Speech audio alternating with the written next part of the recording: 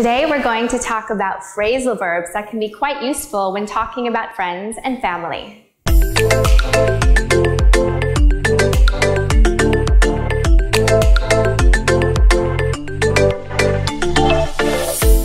Act up. Act up. Act up. Now, this can be used to describe people or technology. Often people will use it to describe children if they're being naughty. It's like, oh, that little Johnny, he keeps acting up. He keeps hitting his sister. It has to stop. Now, we can also use it to describe our phone, our iPad, any technology. Oh, my laptop keeps acting up. It's crashing all the time, and I'm worried it's going to die soon. Fall for somebody. Fall for somebody. So if you fall for somebody, it usually means you're developing a crush or some romantic feelings for someone. So your friend might ask you, how are things going with you and Paul? And you might say, oh, I'm really falling for him. Fall out. Fall out. Now, this is very different from falling for someone. If you fall out with someone, it usually means you had an argument or a fight, and maybe you don't talk anymore. Say, whatever happened to you and Kevin? Say, well, we had a falling out last year, and we don't talk anymore. Or last year, we fell out. We're not friends anymore. Get on.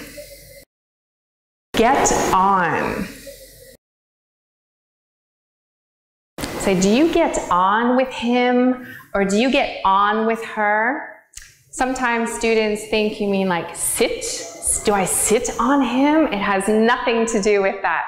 If you want to say you get on with someone, that means you get along with them. You're friendly. Maybe you get on with your brother. That means you get along well with them.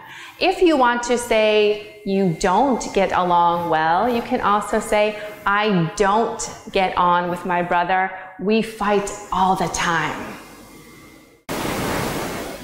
Grow apart. Grow apart.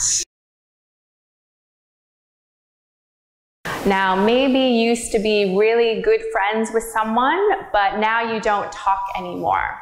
So that would be a common expression. People might say, oh, you know, my best friend and I, after high school, we grew apart, and now we don't really talk or see each other anymore.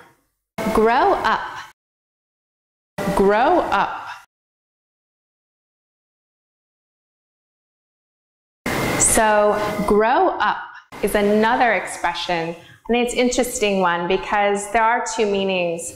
So maybe someone hasn't seen you since you were a child, and they might say, wow, look at you, you're all grown up.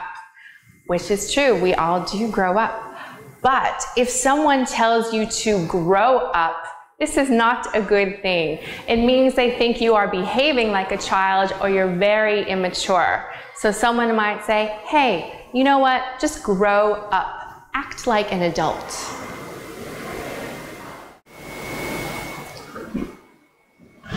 We also have makeup.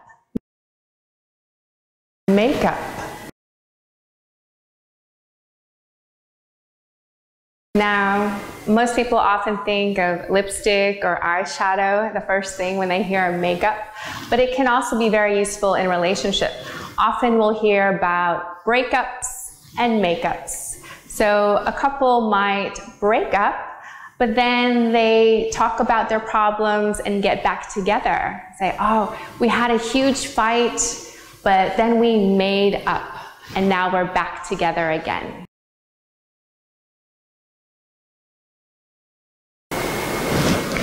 Put up with. Put up with.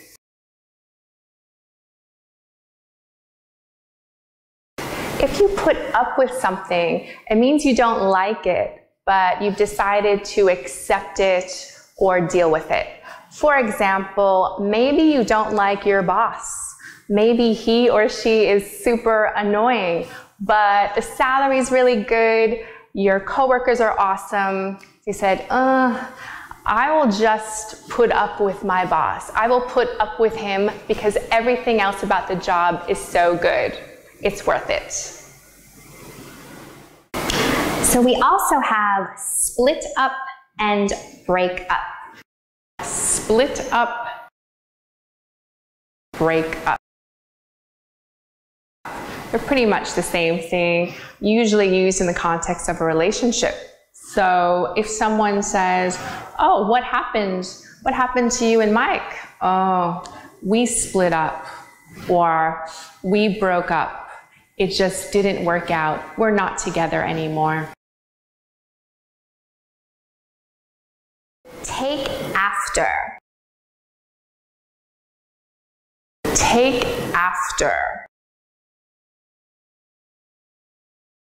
Now this could be something physical, appearance, or interest or personality. So I might say, I take after my mother. We have the same eyes. Or I take after my father. We have the same smile. Or maybe I take after my grandfather. We're both into music. So we talk about our friends and family all the time. It's one of the most common topics in life, in IELTS, in everything. So if you have time, we highly recommend that you try using some of these phrases the next time you're out and about.